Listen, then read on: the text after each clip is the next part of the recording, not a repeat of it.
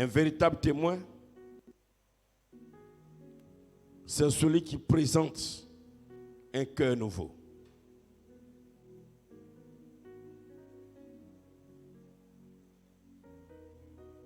Un véritable témoin, c'est celui qui présente un cœur nouveau.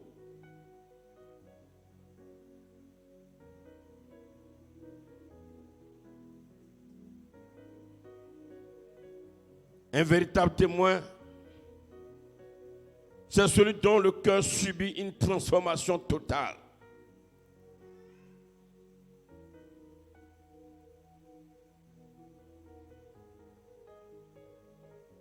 Un véritable témoin,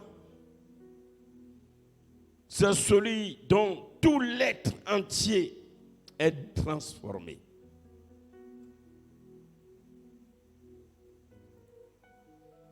Peuple de Dieu, c'est à cela que le Seigneur nous appelle. C'est pourquoi je dis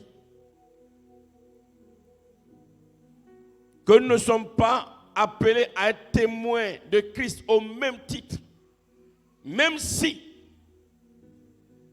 à la longue, de par les œuvres, de par la mission, nous aurons à faire les mêmes choses en ce qui concerne la moisson.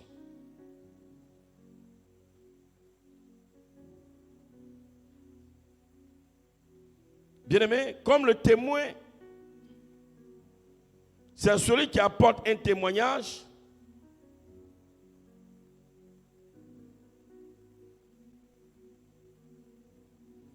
et un témoignage qui révèle que Jésus-Christ est Dieu, Jésus-Christ est puissant.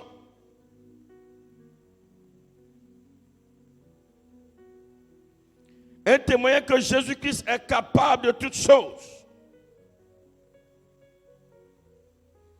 Un témoignage qui révèle que Christ est capable de transformer, de rendre l'impossible en possible. Depuis que tu t'es converti, est-ce qu'il y a eu cette transformation depuis que tu t'es converti? Est-ce que le Seigneur a opéré ce miracle que tu peux brandir pour dire voici mon témoignage? Je peux témoigner Christ à partir de ma vie. Ma vie témoigne Christ, ma vie témoigne la grandeur de Christ, ma vie témoigne la puissance de Christ, ma vie témoigne la divinité de Christ, ma vie témoigne que Christ est capable de toutes choses, ma vie témoigne que Christ est capable de changer tout être humain. Peuple de Dieu, comprenons bien la parole.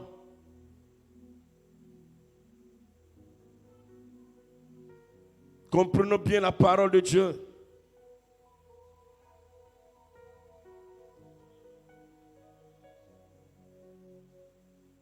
Et pour que ce témoignage soit, il faut se soumettre à la parole de Dieu.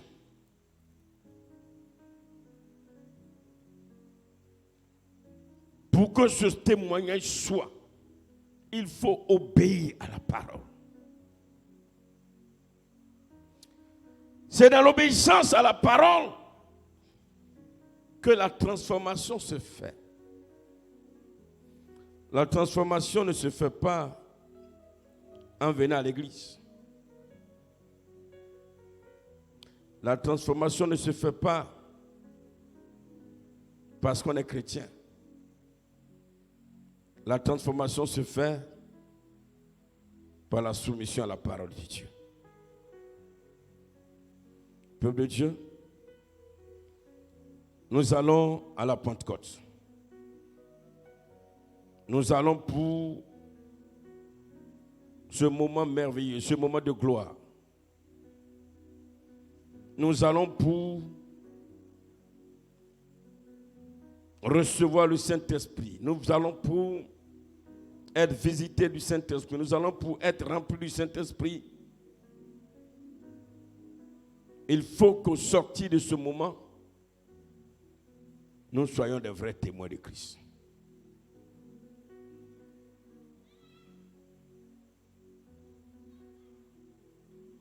Il faut qu'à partir de ce moment, nous soyons de véritables témoins de Christ.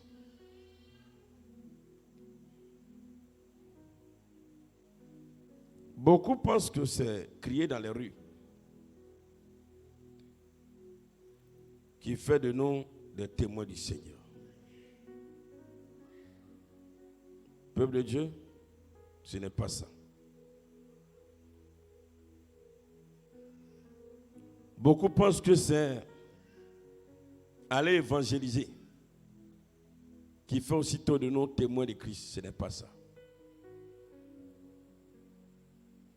Peuple de Dieu, être témoin de Christ, c'est avoir subi une transformation totale. Ésaïe chapitre 8, verset 20 nous dit ceci, et c'est par ce verset que nous terminons.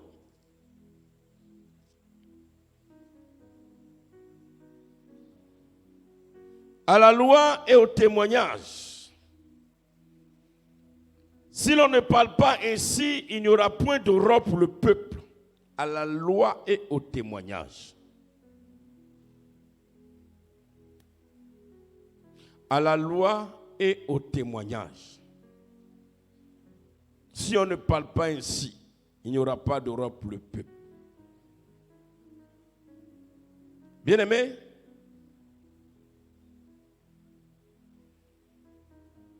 on peut aussi dire à la loi qui est la parole de Dieu et au témoignage, si ces deux choses ne sont pas,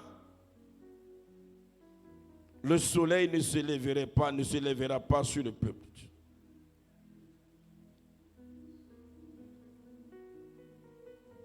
Peuple de Dieu, si la parole de Dieu n'est pas réellement prêchée, enseignée, et s'il n'y a pas le témoignage de la transformation de notre cœur, de notre être, le soleil ne se lèvera pas sur le peuple. Je vais mieux te faire comprendre cela. Voici aujourd'hui le peuple. Quand on parle du peuple, ne voyons pas nous d'abord. Voyons toute la nation. Si la vérité n'est pas prêchée, si le chrétien que nous sommes, que je suis, que tu es, nous n'avons pas un témoignage de gloire, le peuple ne sera pas gagné au Seigneur. À la loi et au témoignage, si on ne parle pas ainsi, il n'y aura pas d'aurore pour le peuple.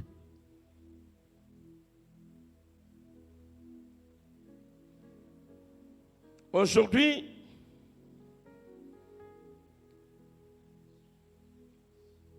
dans le monde entier, l'Église piétine. Parce que la vérité n'est pas prêchée, la vérité n'est pas enseignée.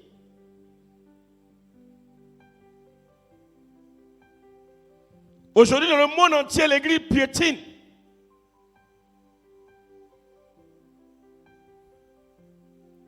Parce que la vérité n'est pas enseignée, la vérité n'est pas prêchée.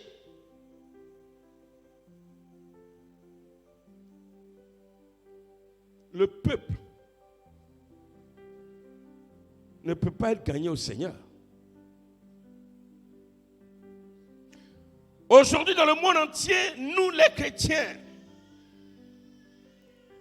nous n'avons pas ce premier témoignage de la transformation. C'est pourquoi le peuple ne peut pas être gagné. Le monde se retrouve dans l'église et il n'y a pas de différence entre l'église et le monde. Comment le peuple peut être gagné? un message est prêché, la vérité est prêchée, il y aura encore des chrétiens qui vont dire non, c'est pas bon, c'est trop dur. Il y aura des chrétiens dans l'assemblée qui vont critiquer le message.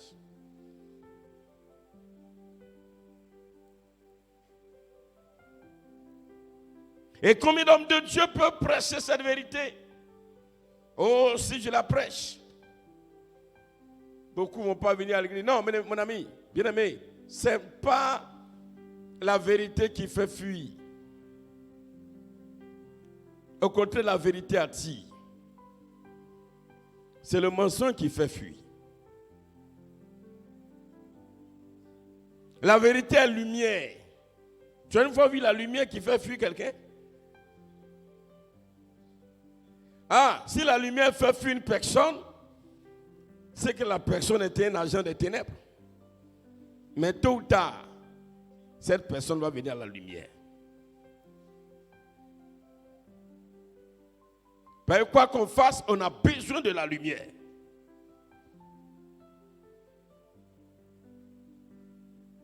La vérité n'est pas prêchée. À la loi et au témoignage, à la loi d'abord, à la parole de Dieu. C'est pourquoi il faut, peuple de Dieu, que nous revenons à l'évangile vrai, tel que le Seigneur l'a prêché à ses disciples.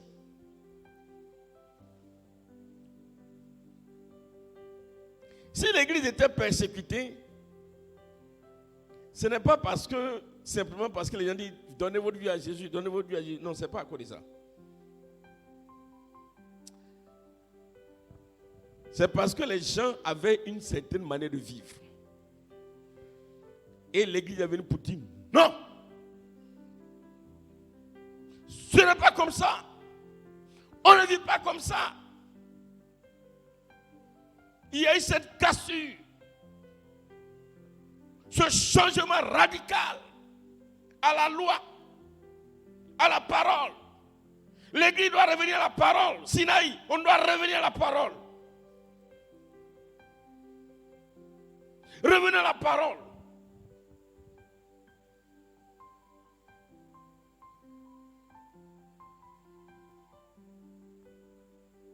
Bien-aimés, ils étaient 120. Parce qu'ils sont restés dans la parole, l'évangile a touché le monde entier.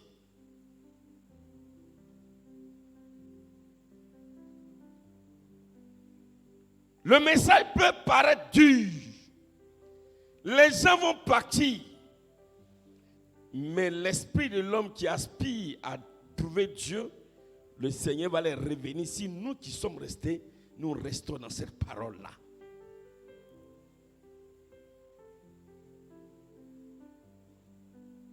Ne cherchons pas à faire comme les autres.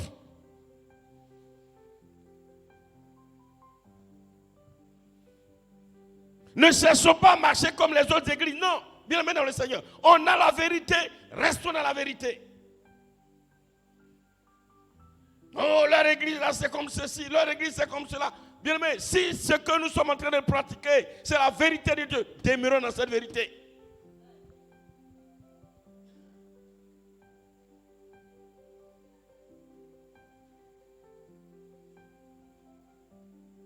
Peuple de Dieu,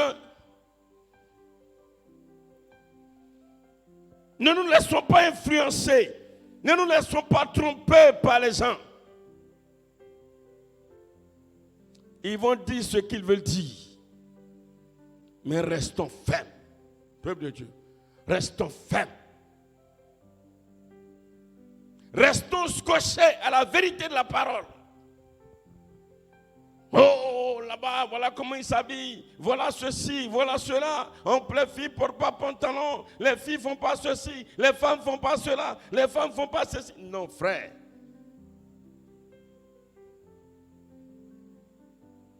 Job pouvait dire,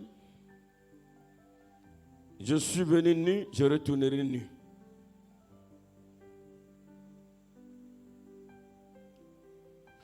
Si tu vois dans la vérité, tu ne te sens pas à l'aise, c'est que ce n'est pas la vérité qui est le problème, c'est toi qui es le problème.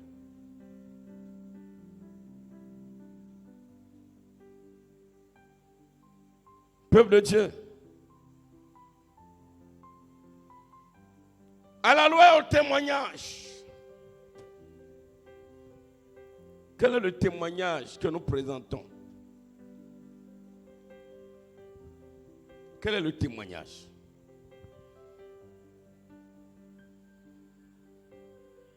Quel est le témoignage que nous présentons?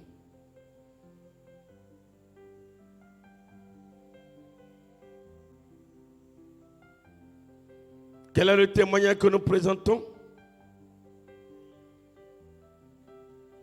Quel est le témoignage que tu présentes à la maison, en famille, dans ton quartier?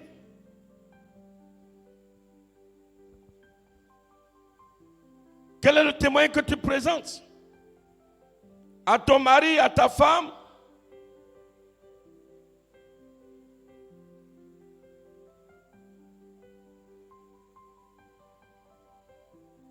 Peuple de Dieu,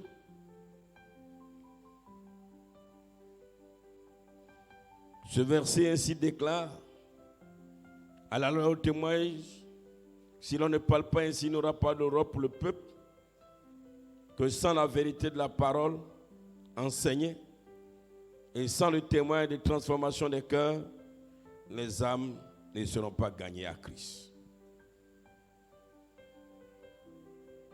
Aujourd'hui, voyons des personnes qui paraissent belles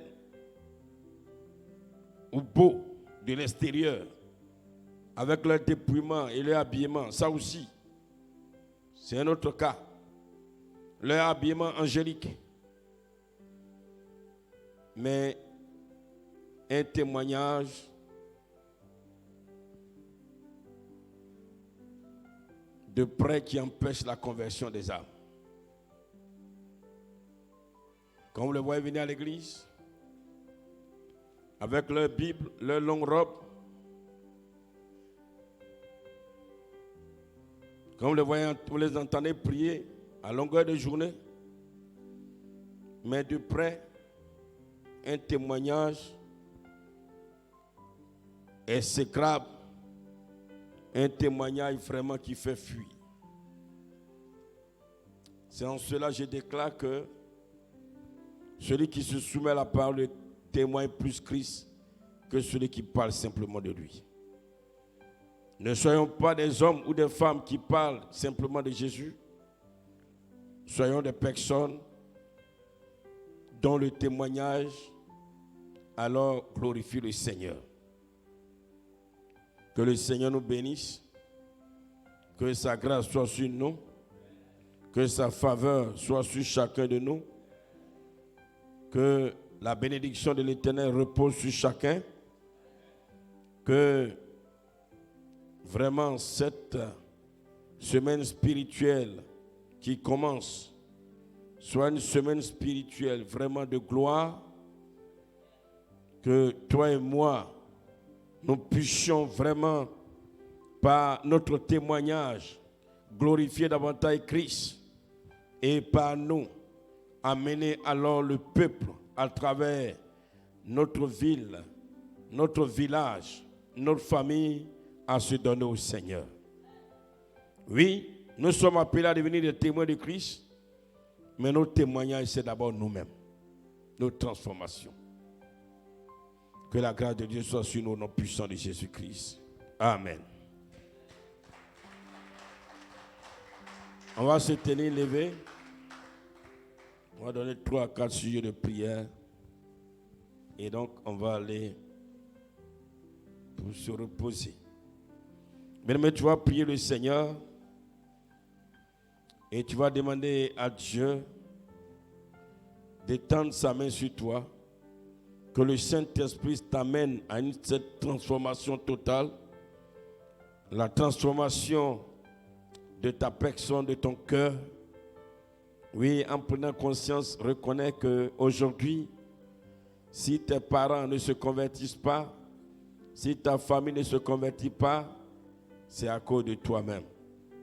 Tu es en partie responsable parce que il n'y a pas cette transformation de ta personne. Oui, tu viens à l'église, mais rien n'a véritablement changé. Peuple de Dieu, prions le Seigneur.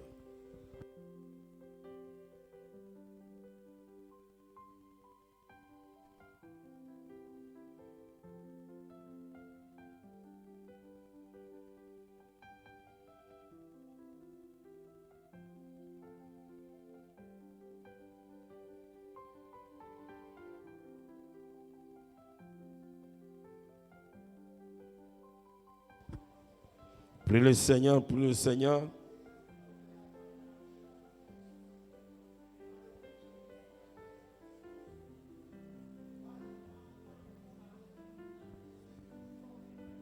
Prie le Seigneur que le Saint-Esprit amène cette transformation totale de ton être, cette transformation totale de ta personne. Prie le Seigneur, prie le Seigneur. Éternel Dieu Tout-Puissant, Dieu de gloire, Dieu de bonté.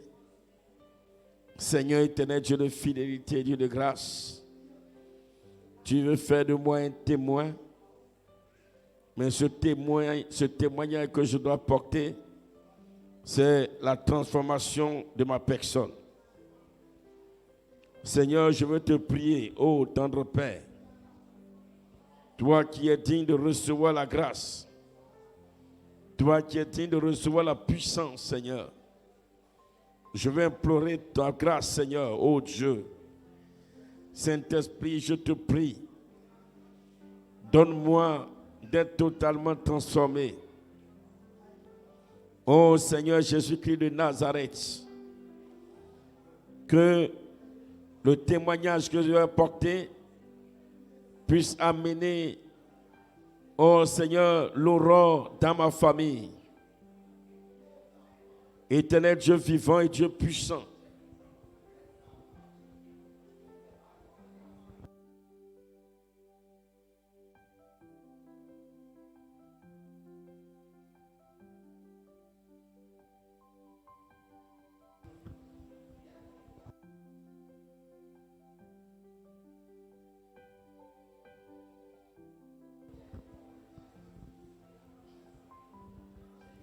Seigneur mon Dieu, Dieu de grâce, Dieu de miséricorde, Dieu de bonté, Dieu de fidélité, Dieu d'amour, Dieu de compassion, Dieu de justice. Ô tendre Père,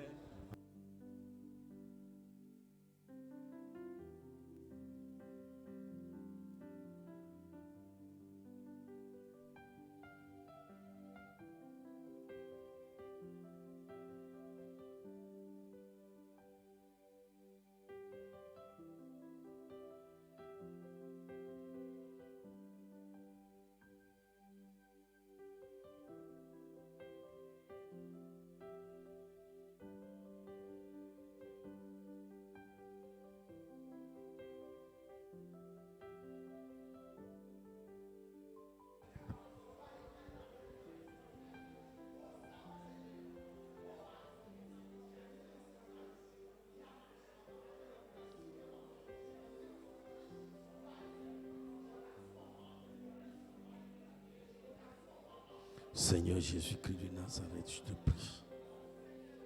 Ô tendre Père, Dieu puissant, Dieu vivant.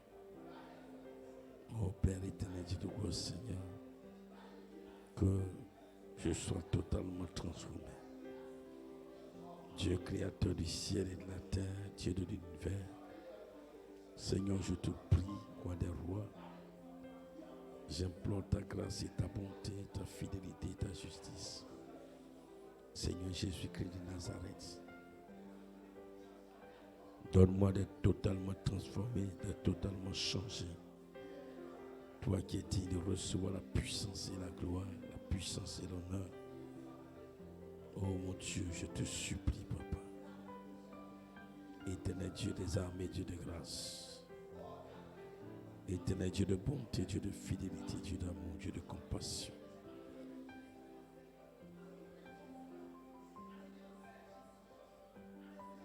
Merci Seigneur. Amen. Nous allons prier pour cette église. C'est vrai, nous allons nous rassembler pour un moment de prière de la Pentecôte. Mais s'il n'y a pas l'unité, si les cœurs ne sont pas libérés,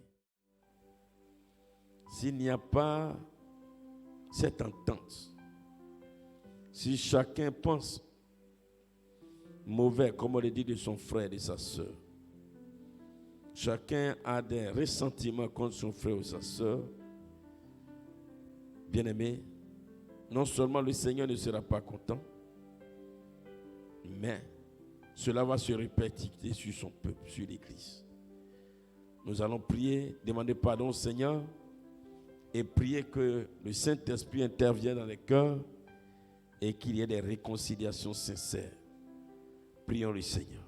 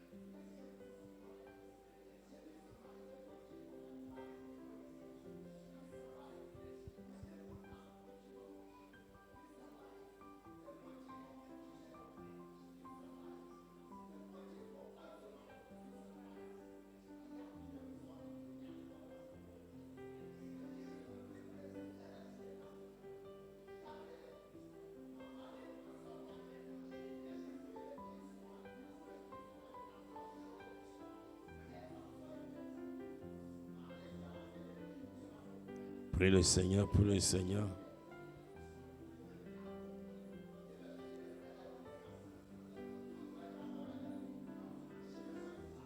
Prie, prie, prie. Il y a de cela quelques années, au commencement de cette œuvre, nous n'étions pas nombreux, mais il y avait une telle entente. Oh, nous étions tellement unis, nous étions tellement soudés.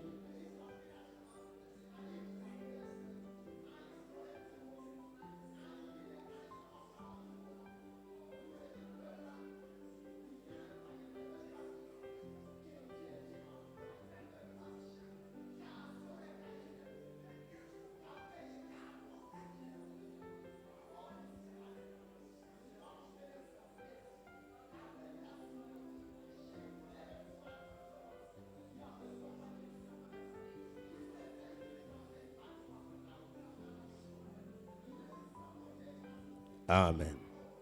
Nous allons prier pour que ce moment qui arrive, ces 10 jours, que ce soit ici comme ailleurs, tous ceux qui vont nous suivre, oh bien-aimé, que le Saint-Esprit bénisse les vies. Que le Saint-Esprit, comme aussi il a fait avec Paul, qu'il nous donne aussi d'avoir des témoignages en ce qui concerne le Seigneur. Le Seigneur a donné à Paul de le voir. Il a parlé à Paul. Il a rassuré Paul. Il s'est révélé à Paul. Bien-aimé, quand Dieu se révèle, quand le Seigneur se révèle de façon authentique, ce qui change en toi, personne ne peut t'amener à abandonner ou encore à te détourner. Ça te donne une telle assurance que dans nos maisons, ici, même tous ceux qui nous suivent, que le Seigneur se révèle de façon particulière. Élevons nos voix et prions le Seigneur.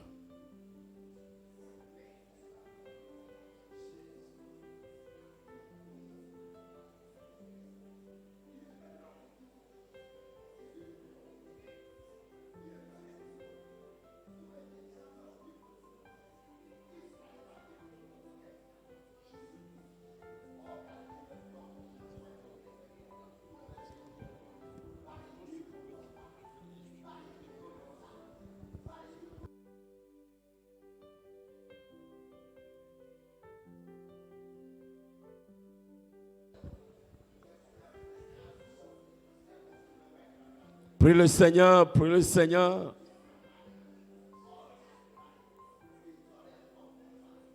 Que le Saint-Esprit se révèle. Même les enfants.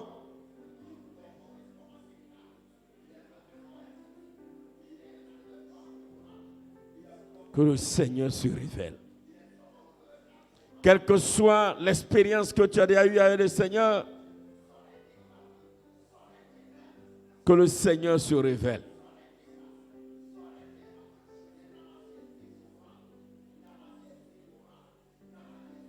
Que le Seigneur se révèle.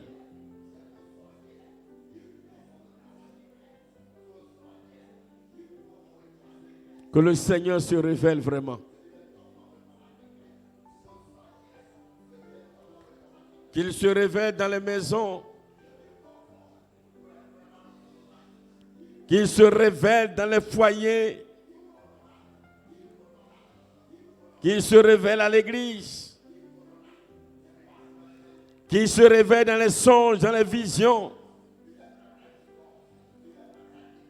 Qu'il se révèle de façon claire et nette. Il est la voix et prie, il est la voix et prie.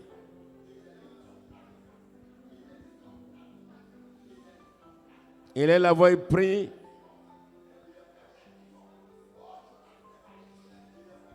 Il est la voix et prie le Seigneur.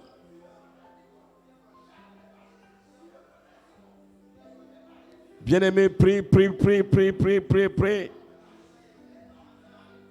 Nos frères, nos sœurs qui nous suivent, que le Seigneur se révèle dans leur maison.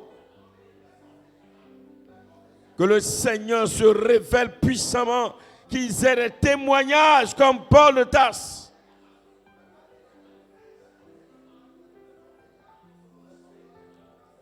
Toi aussi, que le Seigneur te visite dans ta maison. Que le Seigneur te visite dans ta chambre. Que tu aies une expérience particulière avec le Seigneur. Oh bien-aimé, élève la voix, prie, élève la voix et prie. Que lorsque nous allons nous rassembler pour prier, que le Seigneur soit puissamment à l'œuvre. Que ce moment de 10 jours soit un moment vraiment béni de Dieu.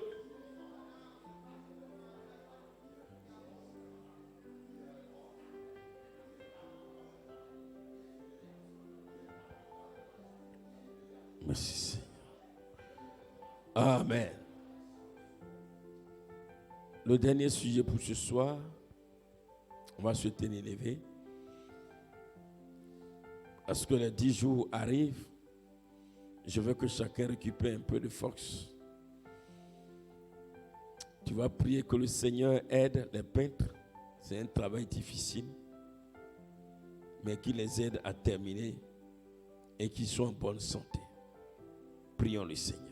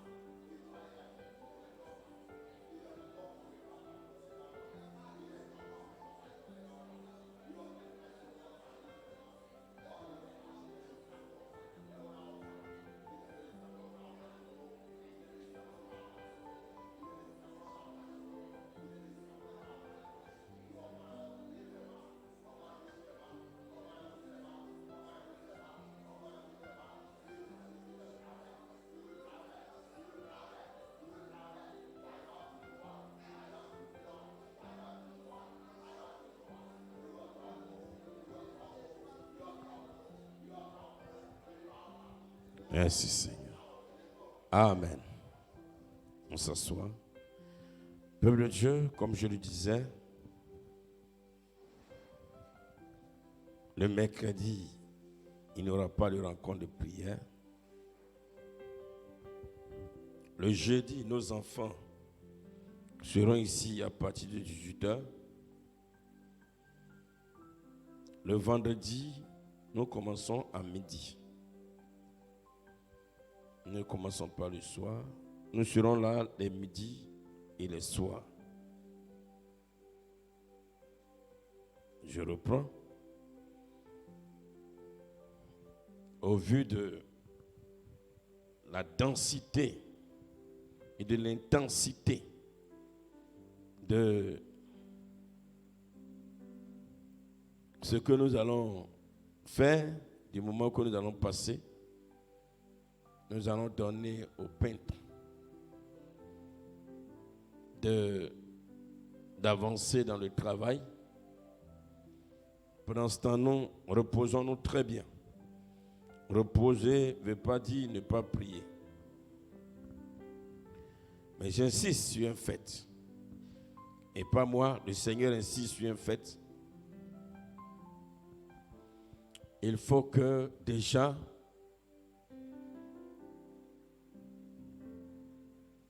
nous commençons à faire le bilan de notre vie, à nous réconcilier avec ceux avec qui nous devons nous réconcilier, à changer de mentalité. Nous devons déjà nous préparer pour ne pas que ce moment soit vain. Nous devons nous préparer afin qu'il y ait une restauration spirituelle. Tous les messages que nous allons entendre, les enseignements que nous allons entendre, nous devons nous appliquer à obéir. Il faut que l'Église revienne à cette vision noble du Seigneur qui veut que son Église soit bâtie sur le roc et son Église se purifie, se sanctifie, que son Église vive dans l'unité de l'esprit, l'unité du corps,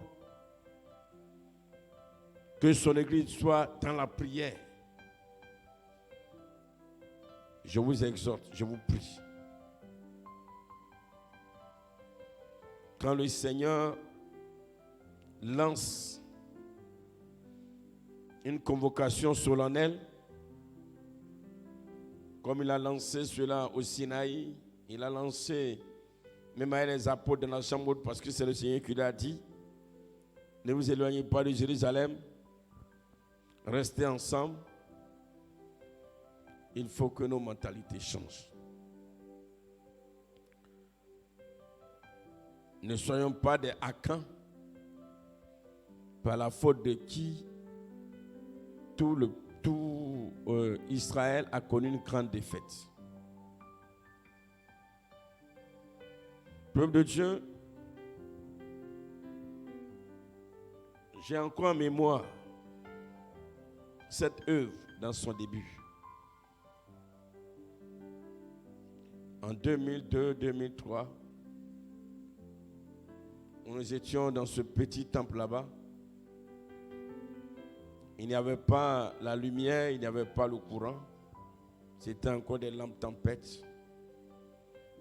Tout ici était la broussaille. Je ne pensais même pas qu'un jour j'allais même arriver ici, tellement ici c'était vraiment terrible. Voilà, aujourd'hui nous sommes là, nous courons partout.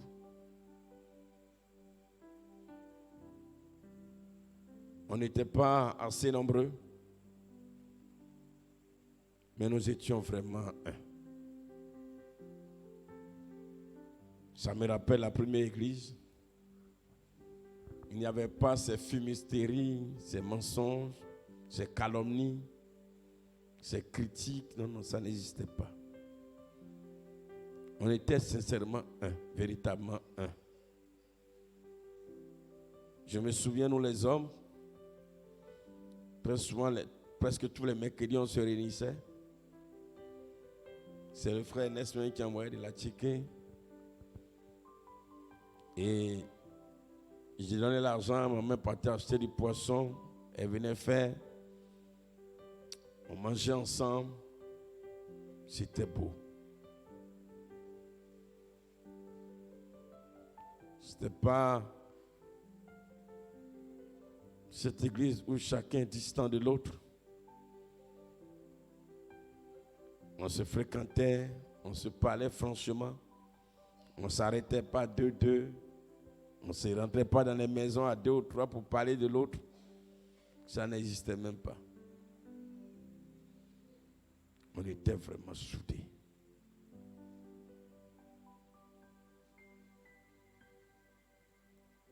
Je crois que c'est fort de cela que le Seigneur pouvait révéler la fois passée, Ésaïe chapitre 7. Peuple de Dieu, le Seigneur que nous servons est un. Et si nous constituons le corps du Seigneur, soyons un. Ils étaient 120, mais Dieu voyait un seul.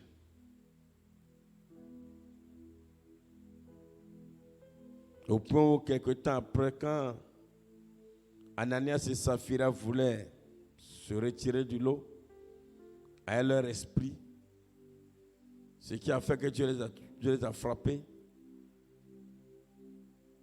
ce n'est pas simplement parce qu'ils se sont mis à l'écart. Mais ils avaient cet esprit de contamination. Cette mentalité qui va infecter le groupe. Et Dieu n'est pas passé par 4 chemins.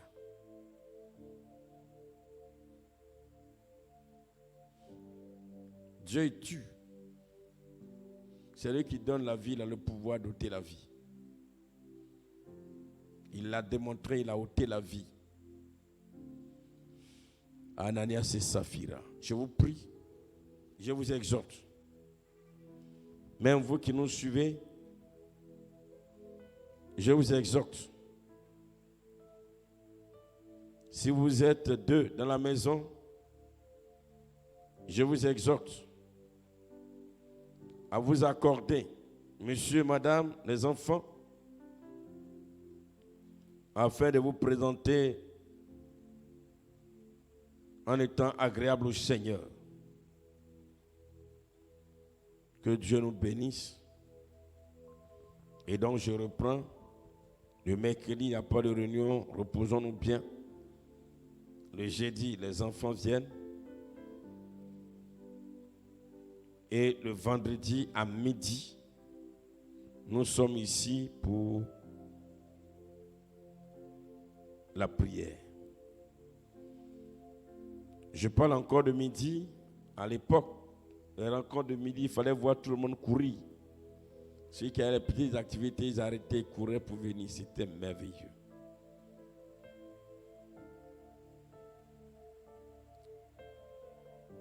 C'est l'occasion pour toi, l'occasion pour moi de repartir à zéro avec le Seigneur.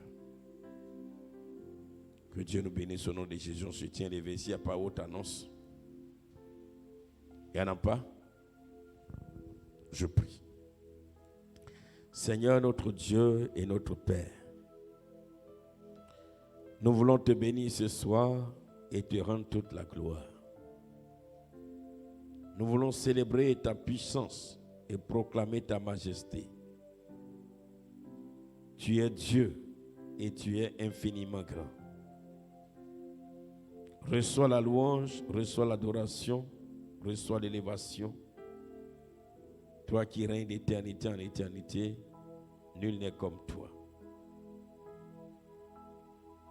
Sois béni, toi le Dieu riche en bonté et en fidélité, Papa. Ton église, tu veux voir ton église en bonne santé. Seigneur Jésus, Nous nous confions à toi, nous nous remettons en tes mains.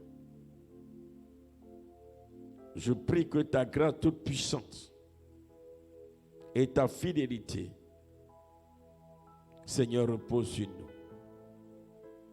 Je te confie tous les travailleurs et toutes celles qui se sont engagées à leur apporter à manger. Soutiens tout un chacun. Seigneur, pour le moment des 10 jours qui commencent le vendredi à midi, je prie que tu donnes à chacun de participer avec son cœur. Nous voulons être des témoins avec comme premier témoignage notre transformation. Seigneur, nous voulons porter la parole de vérité afin que ta lumière éclaire les peuples. Sois glorifié, Roi de gloire. Merci de bénir cette nuit. Au nom puissant de Jésus-Christ. Amen.